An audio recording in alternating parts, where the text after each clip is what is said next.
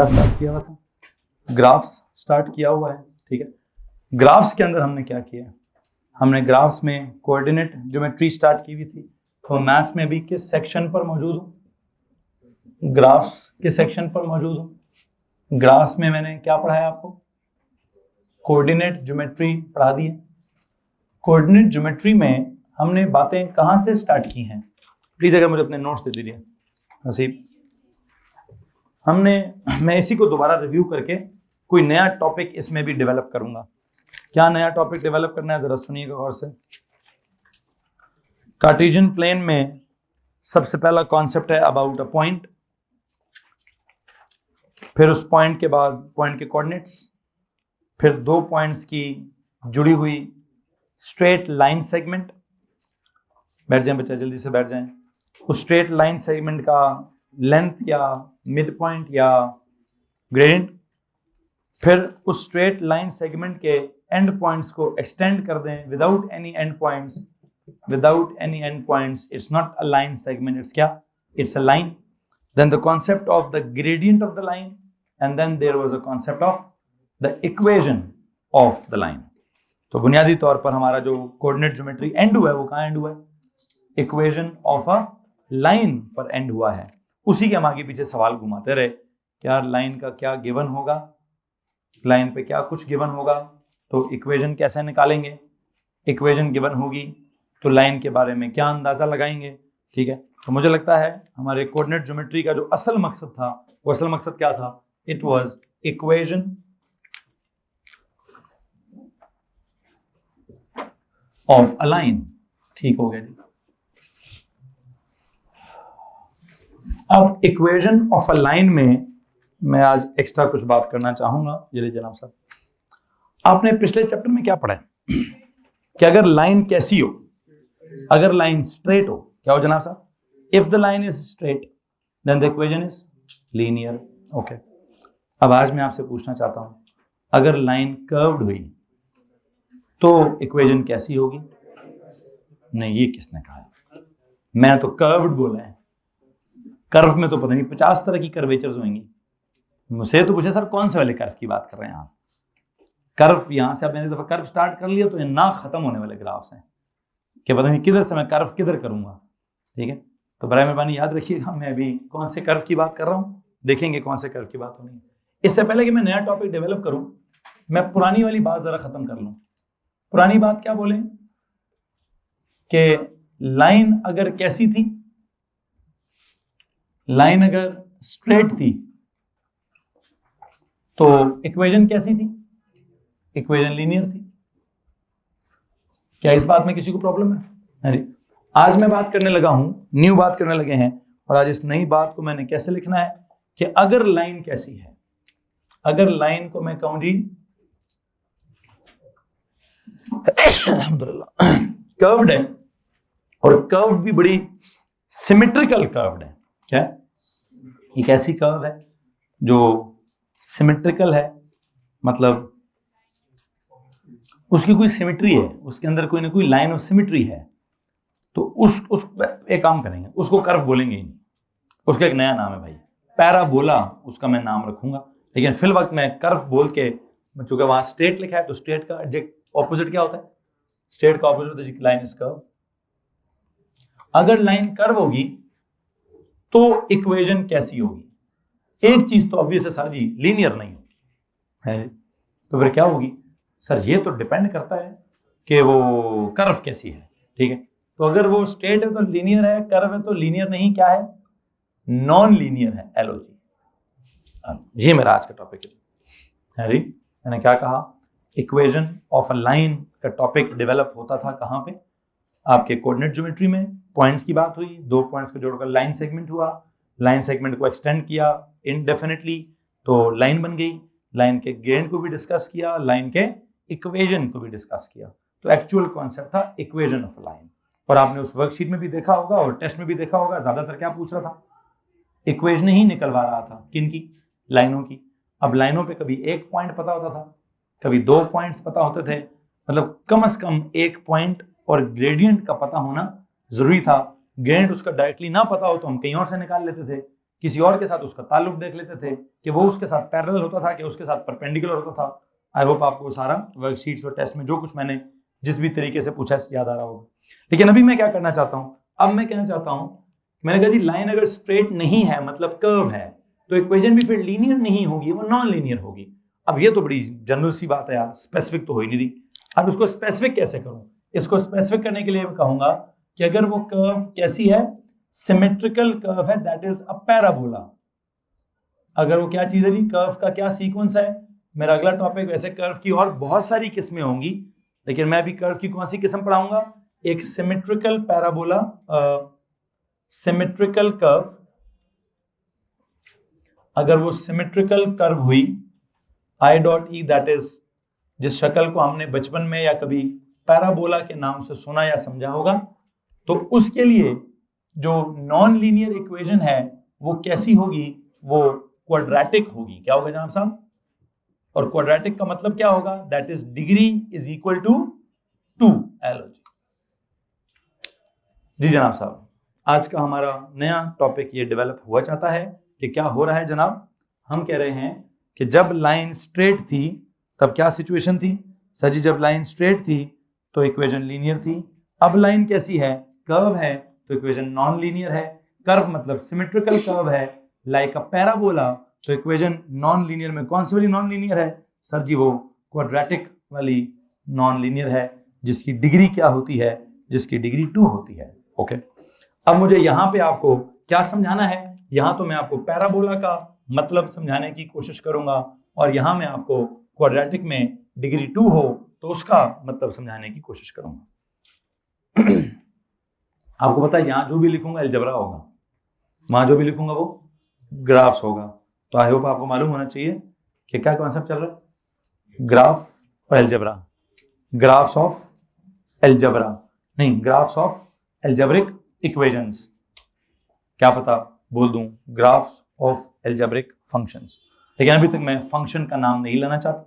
मैं इस वक्त मैं देख लूंगा, मैं फंक्शन का लफ्ज कब इंट्रोड्यूस करने में कर दूंगा। अभी बस इतनी बात हो रही है कि पैराबोला यहाँ ग्राफ का कॉन्सेप्ट चल रहा है, क्वाड्रेटिक यहाँ इक्वेशन का कॉन्सेप्ट चल रहा होगा। बताओ जी, चलो उसका पता होना पता, इसका तो पता है, इसमें कैसे लिखते हैं, कैसी इक्वेशन होती है सर जी? एक होती है ax स्क्वायर प्लस क्या bx plus C equal to क्या, नहीं इक्वल टू 0, तो वो हो जाएगी, क्या बोलते हैं, सॉल्व करने वाली हो जाएगी, या उसका मुझे सॉल्व नहीं करना, मुझे वो 2 वेरिएबल्स वाली बात करनी है। जैसे स्ट्रेट लाइन में y equals to mx plus C, ax plus by plus C equals to 0। याद आ रहा है कि नहीं आ रहा है? तो मैं भी वो 2 वेरिएबल्स वाली इक्वेशन की बात कर रहा हूं। यहाँ मैंने क्या लिखा, y is equal to ax square. ऐसे कौन सी शक्ल है, स्टैंडर्ड फॉर्म, एग्जैक्टली। इसको क्या कहते हैं, इसको कहते हैं, आपने ये स्टैंडर्ड फॉर्म के साथ कुछ और करना सीखा होगा। अलजेब्रा में हमने बड़ा सीखा क्वाड्रेटिक्स, क्या क्या सीखा, if I say A B C D, dx plus e into F X plus G, ये कौन सी शक्ल है? ये उसकी फैक्टराइज्ड शक्ल है। कौन सी शक्ल है? This is factorised form. अच्छा, फिर एक और भी शक्ल होगी, h into X plus I का होल स्क्वायर प्लस j, ये कौन सी शक्ल? दिस इज कंप्लीटिंग, ये कंप्लीटेड स्क्वायर फॉर्म।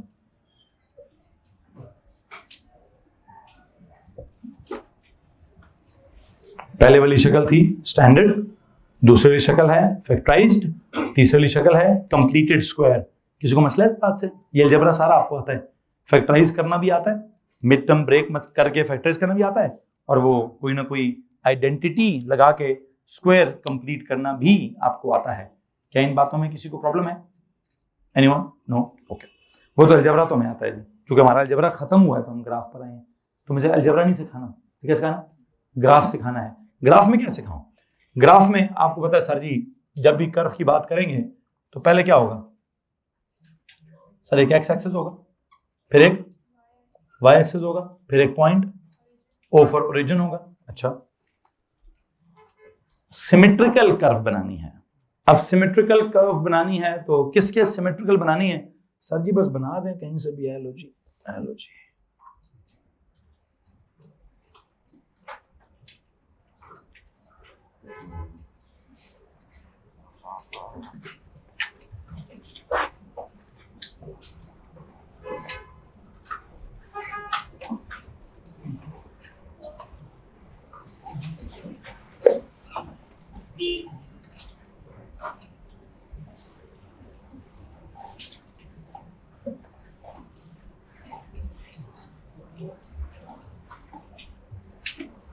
ये लें जी। आई होप आपको नजर आ रहा है कि एक्स एक्सिस किधर है, वाई एक्सिस किधर है, ओ फॉर ओरिजिन किधर है, और ये कर्व जो मैंने बनाई है ये भी समझ आ रही होगी। ये स्ट्रेट है कि कर्व है? कर्व है। सिमेट्रिकल है कि नहीं है ना? किस हिसाब से सिमेट्रिकल है? इसका कोई यूं करके ना, इसका जो उधर है वही इधर है, मतलब कर्व है। अच्छा वैसे एक और काम भी है, मैं अभी तो नहीं बना रहा, मतलब वैसे बता रहा हूं। अगर ये होती, ये भी क्या है? ये भी सिमेट्रिकल है। ये क्या है? मतलब ये भी इस हिसाब से सिमेट्रिकल है। अगर ये होती तो मतलब ये भी इस हिसाब से, मतलब इस तरह की सारी कर्व्स क्या होती हैं। तो मैं खैर वैसे अभी एक बना रहा हूं, बाकी मत बनाइएगा प्लीज। ये सब सिमेट्रिकल कर्व्स हैं। तो सब क्या है? सब पैराबोलास हैं। क्या जी? सब पैराबोला। पैराबोला जी, वही पैराबोला है, ठीक है। खैर बारह मैं भी उनकी बात नहीं करूंगा, मैं उधर भी पहुंच जाऊंगा, डोंट वरी, उन तीनों तक भी पहुंच जाऊंगा। मुझे भी, मैंने ये जो नॉर्मल नोट्स बनाया है मुझे इसको समझाना है। इसमें सबसे इंपॉर्टेंट चीज क्या है? मतलब सबसे नहीं, बहुत सारी इंपॉर्टेंट चीजें हैं। ये क्या है? ये है वाई इंटरसेप्ट। ठीक हो गया। कौन है ये? This is Y intercept.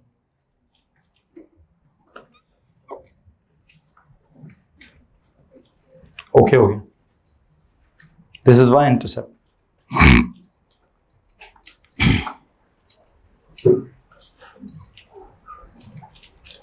ये क्या है? X intercept.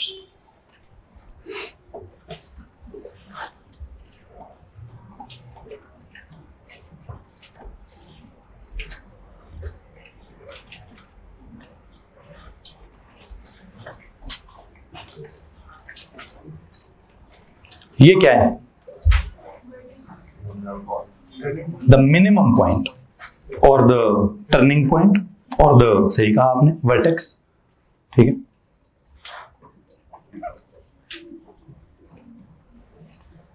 ये लो जी जनाब साहब, क्वाड्रेटिक इक्वेशन की ये स्टैंडर्ड फॉर्म है, किसी को मसला है? क्वाड्रेटिक इक्वेशन की ये फैक्टराइज्ड फॉर्म है, इसमें किसी को मसला? क्वाड्रेटिक इक्वेशन की ये स्क्वायर, ये कंप्लीटेड स्क्वायर फॉर्म है, इसमें किसी को मसला? पैराबोला ने वाई एक्सिस को जहां टच किया है कहते हैं उसको वाई इंटरसेप्ट है, और मैंने उसकी वैल्यू सी लिखी है, किसी को मसला? कौन है सी? स्टैंडर्ड फॉर्म में, किधर? Standard form of the quadratic equation का कौन जी? जो कांस्टेंट टर्म है वो कौन होता है? ये मैंने किस खाते में लिख दिया? ये कैसे लिख दिया मैंने? यू नो वाई इंटरसेप्ट होता है वहां what is zero? X zero. तो काम करोगे यहां एक्स जीरो पुट करोगे, जीरो प्लस जीरो, पीछे क्या बचा? वाई इज इक्वल टू, बात खत्म। हाँ जी, नहीं इट्स नॉट जे।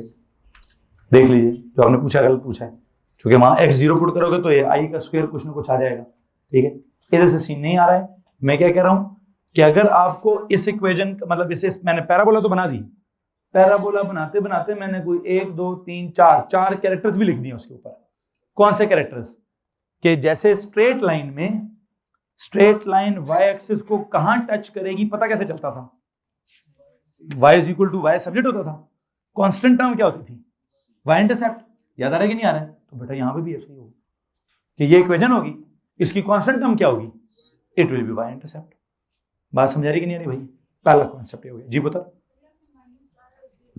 पुत्र भी तो मैं सी समझा रहा हूं, मैंने अभी माइनस ई ओवर डी भी समझाना है, फिर मैंने माइनस जी ओवर एफ भी समझाना है, फिर मैंने माइनस आई कॉमा जे भी समझाना है, और फिर लेक्चर खत्म हो जाना है। ठीक है, अभी तो बात यहाँ है। ठीक है जी, ये क्या बात समझ आई आपको? प्लीज तो यहाँ क्या समझ आया है? मुझे लगता है यहां हमें ये बात समझ आ रही है कि y intercept of the parabola is to be determined from क्या, is to be determined from the constant term in the standard form। तो पहला नोट आप ये लिखेंगे जी। अब बेशक आप क्या कर लें, ये दोनों मेरे ख्याल से पैरेलल हो गए, बराबर हो गए। अब लिखिए जी नोट नंबर 1 या concept number 1। Concept number 1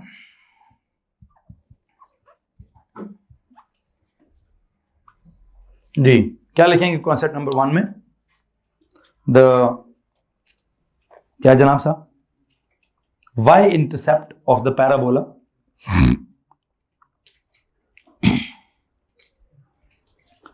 the y-intercept of the parabola is equal to what? Is equal to the constant term, is equal to the, Imran बिजली आई है गई है? हाँ गई है, 2-3 लाइट्स ऑफ कर दें, दिन को भी मसला हो गया थोड़ा। क्या लिखें? y intercept of the parabola is equal to the constant term in the standard form। ये मेरे पास वाली बंद ना करें, पीछे वाली बंद करें। is equal to the क्या? constant term in the standard form, is equal to the constant term in the standard form। इसमें किसी को मसला है? ठीक है, कॉन्सेप्चुअली मतलब मैंने बता दिया है कि y इंटरसेप्ट के लिए क्या होता है, x 0 होता है। अब क्या करूं, पुट करूं पूरा, या वैसे ही समझ आ जाएगा? सर जी वो देखे ना, x 0 करेंगे, ये भी 0, ये भी 0, पीछे क्या बचेगा? y c बचेगा ना। तो बस जो जैसे उधर था y mx + c, तो c कौन था? y इंटरसेप्ट था ना, कांस्टेंट टर्म y। तो यहां पे भी क्या है, y ax² + bx + c। तो ये यहां भी c क्या है? यहां भी constant term is the y intercept. किसी के पास कोई सवाल है तो आप हाथ खड़ा कर सकते हैं। एनीवन? नो? ओके, आगे चलें। अगली बात बताएं x इंटरसेप्ट के बारे में। x इंटरसेप्ट के बारे में क्या बात करें जी? यू नो वैसे x इंटरसेप्ट पे क्या 0 होता है? याद रखिएगा क्या 0 होता है जी? यहां y 0 पुट करूं तो कैसे सॉल्व करूंगा उसको? सर वो फैक्टराइज कर दीजिएगा ना। तो हुआ है ना, फैक्टराइज्ड फॉर्म में अगर मैं y 0 कर दूं तो जरा इस इक्वेशन को सॉल्व करें। सोचे इसको क्या कर दिया मैंने? 0 = dx + e fx + g। क्या होगा? वो पहली ब्रैकेट इज इक्वल टू 0 और फिर तो पहली ब्रैकेट 0 करोगे तो क्या आएगा? -e/d। दूसरी ब्रैकेट 0 करोगे तो क्या आएगा? भाई समझ आ रही है बात कि नहीं आ रही? पहले मैंने क्या कहा था, y इंटरसेप्ट कहां से निकलेगा? y इंटरसेप्ट कहां से निकलेगा? स्टैंडर्ड फॉर्म के कांस्टेंट से। x इंटरसेप्ट कहां से निकलेंगे? फैक्टराइज्ड फॉर्म को दिल दिमाग में क्या कर देना? 0। पहली ब्रैकेट में 0 कर देना, आ जाएगा जी -e/d। दूसरी ब्रैकेट में 0 कर देना, तो क्या करूं? देखिए जी, द x इंटरसेप्ट जी कॉन्सेप्ट नंबर 2। कॉन्सेप्ट नंबर 2, पहला कॉन्सेप्ट क्या था? The y intercept. और एक और बात सुनिए, एक सेकेंड। कॉन्सेप्ट नंबर 2 लिखने से पहले मैंने एक बच्चे की कॉपी देखी है, उसने लिख दी है साथ। मैंने अंग्रेजी में क्या लिखा था? It is the constant term in the क्या, मतलब y intercept of the parabola is the constant term in the standard form. तो उसने आगे एक्सप्लेन करने के लिए खुद को क्या कर दिया, कॉन्सेप्ट नंबर 1 में जाकर वो y = ax² + bx + c में ना y की जगह 0 किया, नहीं y की जगह 0 नहीं, x की जगह क्या किया उसने? 0 किया, पीछे क्या बचा? तो यूं लिख दें, आप भी लिख दे, लिखने में कोई बिल तो नहीं आ रहा। कॉन्सेप्ट नंबर 1 में वो इक्वेशन लिखकर क्या कर दें, x की जगह। बच्चों प्लीज आए, कॉन्सेप्ट नंबर 1 को मुकम्मल कैसे करें, अंग्रेजी भी लिखें और बाद में, ताकि बाद में पता चले क्यों निकला, कैसे निकला। क्या कर दें जी, x को 0 कर दें, उसको 0 करेंगे तो y सीधा सीधा क्या आ जाएगा? c है। किसी को मसला तो नहीं? ओके, अब आए कॉन्सेप्ट नंबर 2 पर। कॉन्सेप्ट नंबर 2 पर जी। कॉन्सेप्ट नंबर 2 पर क्या लिखेंगे? द x इंटरसेप्ट्स, अच्छा x इंटरसेप्ट होगा कि x इंटरसेप्ट्स होंगे? 2 दफा टच करा तो कितने होंगे? अच्छा क्या पता 1 दफा टच करे, वो तो बात की बात है ना। अभी तो मेरा 2 दफा टच कर रहा है ग्राफ, तो मैं 2 वाला पढ़ाऊंगा। ठीक है, the x intercepts of the parabola, the x intercepts of the parabola are to be determined from the factorized form, are to be determined from the factorized form of the quadratic equation are to be determined from the factorized form of the quadratic equation are to be determined from the factorized form of the quadratic equation. अच्छा वो कैसे, उसके लिए क्या लिखेंगे, concept number 2 के लिए क्या लिखेंगे सर, वो असल में y इज इक्वल टू क्या लिखा हमारे पास dx प्लस ई और fx प्लस जी, तो x इंटरसेप्ट के लिए क्या जीरो होता है, तो y जीरो कर लें, y जीरो करके इसको लिखेंगे तो कैसे सॉल्व करना पड़ेगा, क्या करते होते हैं फिर हम, दो ब्रैकेट्स हैं, पहली bracket is equal to zero और फिर दूसरी ब्रैकेट भी जीरो, तो यहां से क्या निकलेगा माइनस ई ओवर डी और यहां से क्या निकलेगा माइनस जी ओवर, बहुत सारे बच्चे इसको मेंटल मैथ्स में कर लेंगे, शक्ल देखेंगे, शक्ल देखे कहेंगे सर जी इसको जीरो करें तो माइनस ई ओवर डी, इसको जीरो करें तो जैसे मैंने समझाने से पहले लिख दिया था, कैसे लिख दिया था, मेरे पास फैक्टराइज फॉर्म थी, मैंने कहा इसको जीरो करूंगा तो माइनस ई ओवर डी, इसको जीरो करूंगा तो माइनस जी ओवर एफ।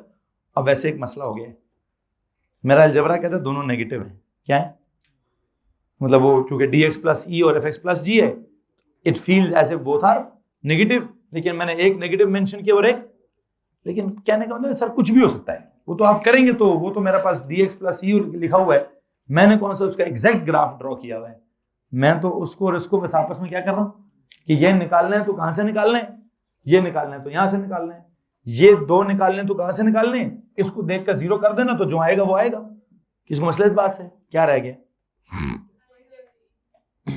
वर्टेक्स रह गया, कॉन्सेप्ट नंबर, अच्छा एक काम लिख दिए, कुछ सवाल है आपके पास, नो, थर्ड पॉइंट लिखे, कॉन्सेप्ट नंबर 3,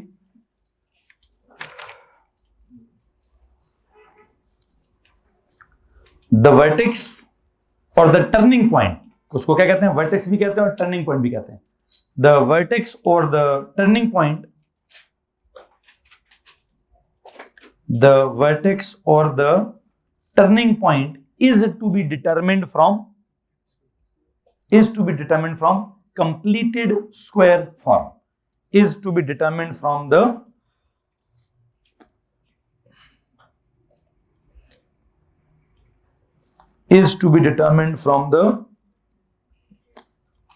क्या जनाब साहब, कंप्लीटेड स्क्वायर फॉर्म। अब इस कंप्लीटेड स्क्वायर फॉर्म का और क्या बोलते हैं वर्टेक्स का आपस में क्या ताल्लुक है और क्या नहीं है, ये मेरा आज का टॉपिक है, प्लीज गौर से मेरी बात सुनिए। आपको मालूम है मैंने जब आपको अलजेब्रा स्टार्ट कराया तो बहुत वक्त लगाया हमने इस पे स्क्वायर कंप्लीट करने पे, याद आ रहा है, मतलब जितना वक्त ओ लेवल में वो a प्लस बी का होल स्क्वायर वगैरह को याद करने पे, मतलब equal to A square plus 2ab plus B square, वो क्योंकि बचपन में ग्रेड 4-5 से बच्चे को याद कराना स्टार्ट करते हैं और करते करते ओ लेवल में जाके उसको याद हो ही जाता है कि sir ji a plus B का whole square is equal to A square plus 2ab plus B square. याद होने के बावजूद भी बहुत सारे बच्चे हैं जल्दी में क्या गलती करते हैं, a प्लस बी का whole square is equal to A square plus B square. हालांकि इस बात को पढ़ाने के लिए को पीछे 5-6 साल लगे होते हैं, फिर भी कभी कभार जल्दी में बच्चा क्या भूल जाता है, 2ab वाली टर्म भूल ही जाता है 12, मतलब वो मैं उम्मीद करता हूँ याद हुई भी है, ठीक है, मेरा वो काम तो नहीं है आपके साथ कि मैं आपको a प्लस बी का होल स्क्वायर याद करा, तो फिर मैंने तो आपको a प्लस बी की होल पावर पता नहीं वो n याद कराई भी है, क्यूब तो भी याद कराया हुआ है, a प्लस बी का होल पावर n भी याद कराया हुआ है। लेकिन मैं ये समझता हूँ कि इस साल मतलब जब मेरा अलजेब्रा स्टार्ट हो रहा था तो मेरा फोकस सबसे ज्यादा किस पर था, स्क्वायर कंप्लीट करने पर। ओ लेवल वाले का फोकस बेशक अलजेब्रा में a प्लस बी के होल स्क्वायर पर होता हो, मेरा भी उसी तरह का कुछ फोकस था, लेकिन वो a प्लस बी का होल स्क्वायर एक्सपैंड करने पर नहीं था, किस पर था, a square plus 2ab plus B square बनाने पर था कि है तो ठीक है, नहीं है तो बनाओ। कैसे बनाते थे हम, खुद से कुछ पता नहीं, ऐड करो तो खुद से कुछ सब्ट्रैक्ट करो तो चेक करो, उसके कुछ स्टेप्स होते थे, एक्स स्क्वायर का कोफिशिएंट पता नहीं कॉमन ले लो, फिर x के कोफिशिएंट को दिल दिमाग में 2 से डिवाइड करके b सोच लो, फिर जो b आ जाए उसका स्क्वायर ऐड भी करो, फिर सब्ट्रैक्ट भी करो, फिर बीच में से स्क्वायर एक्सट्रैक्ट करो तो पीछे जो रह जाए उसको अलग से प्लस माइनस कर दो। याद आ रहा है कि नहीं आ रहा है, क्यों मैंने इतना टाइम लगाया भाई उस पर, यू नो उसकी एप्लीकेशंस मेरे सिलेबस में बहुत ज्यादा है। पहली एप्लीकेशन उसकी ये थी कि सर वो सीधा सवाल आता है पेपर में कि भाई इसका स्क्वायर कंप्लीट करके दिखाओ। दूसरी एप्लीकेशन उसकी है कि सर उससे क्वाड्रेटिक इक्वेशन भी सॉल्व हो जाती है, ठीक है।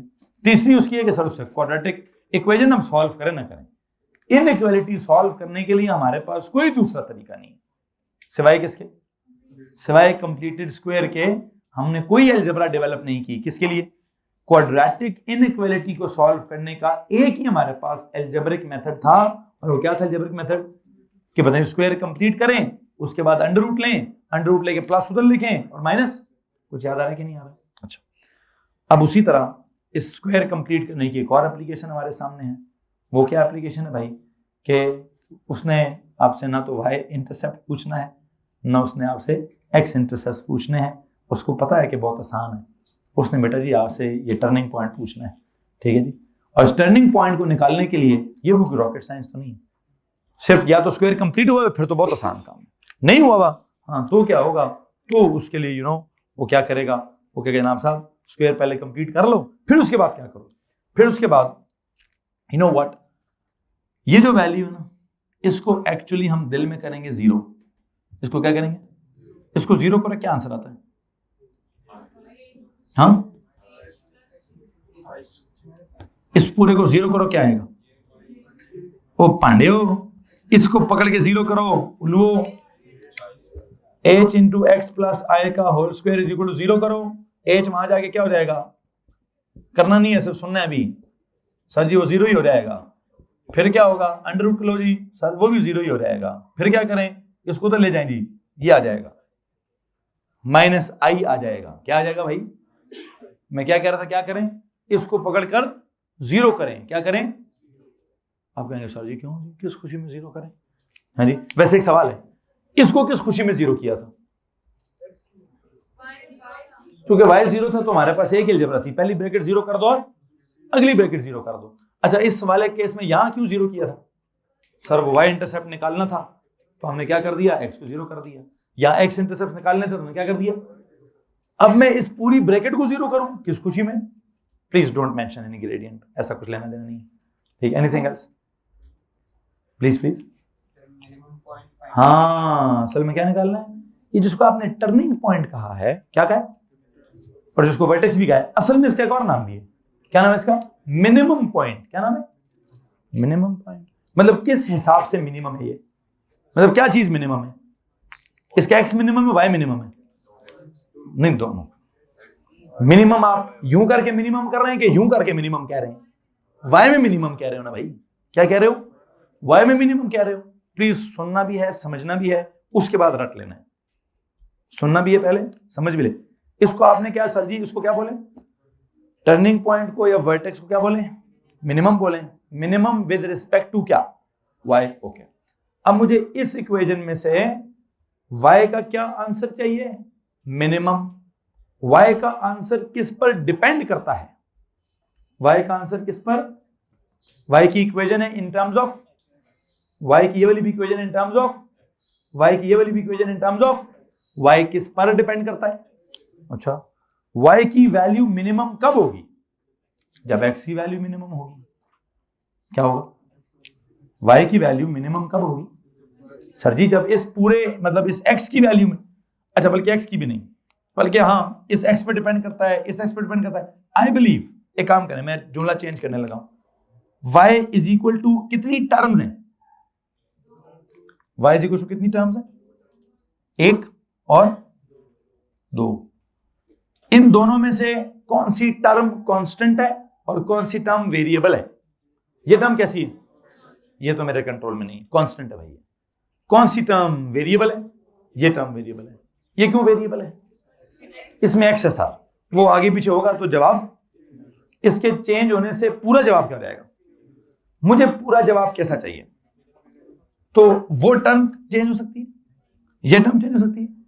अगर आपको ये मिनिमम चाहिए तो ये पूरी टर्म कितनी होनी चाहिए, ये पूरी टर्म मिनिमम होनी चाहिए।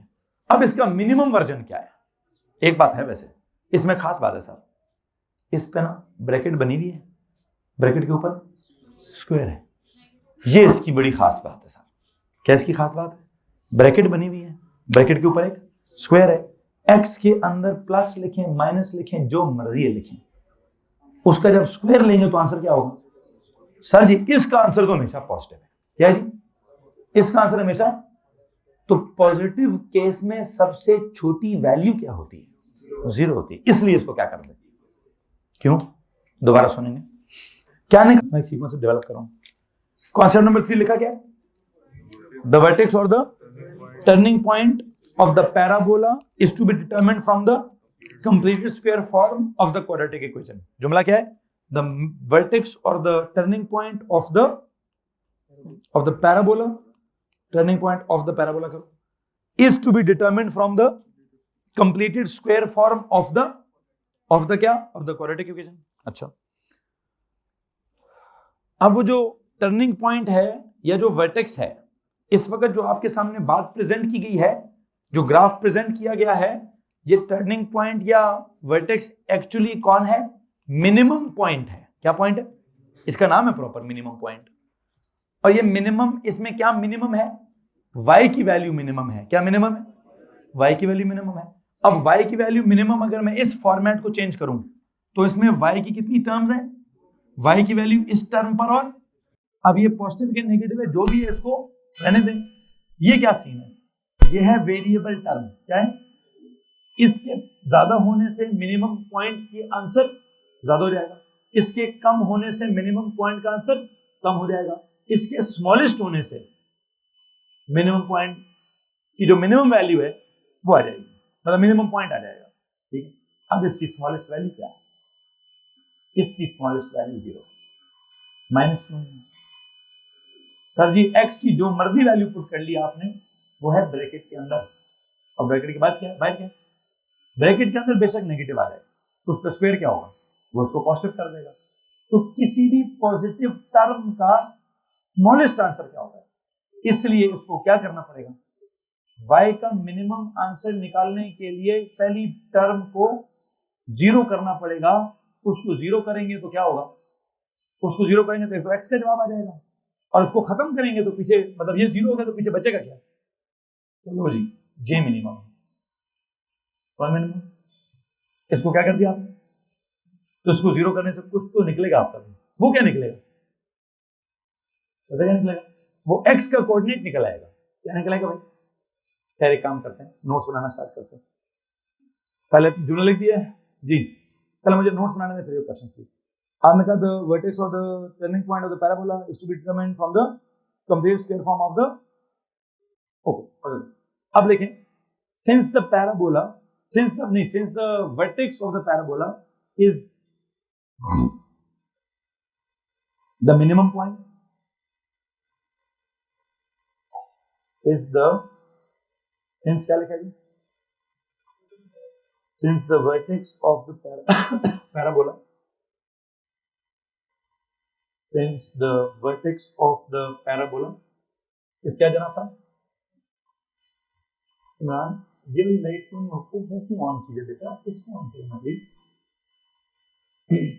क्या लिखा जी, since the vertex or the turning point of the parabola is the minimum point,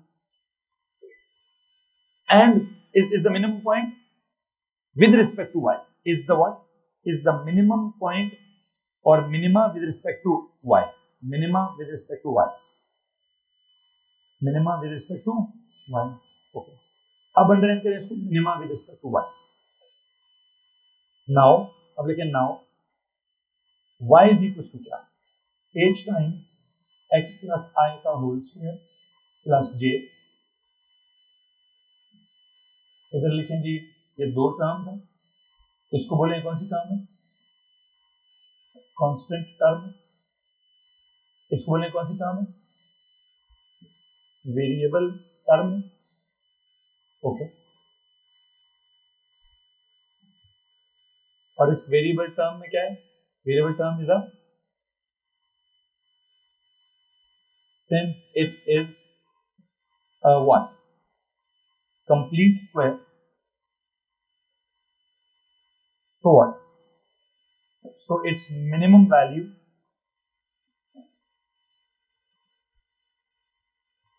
is what, L। मैंने एक इक्वेशन लिखी y की, कौन से वाली लिखी, कंप्लीटेड स्क्वायर फॉर्म वाली इक्वेशन लिखी।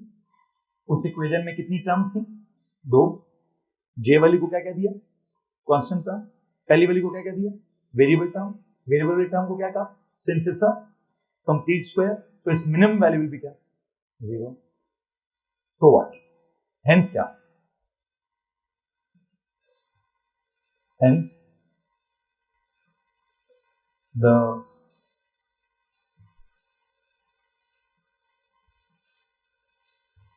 the coordinates of the minimum point are क्या, एक कोऑर्डिनेट होता है, दो होते हैं, तो पहले मैंने क्या करूं, h times x plus i के होल स्क्वायर को क्या करना है, उसकी मिनिमम वैल्यू क्या है 0, तो उसको क्या कर दूं, 0 कर दूं, करो 0.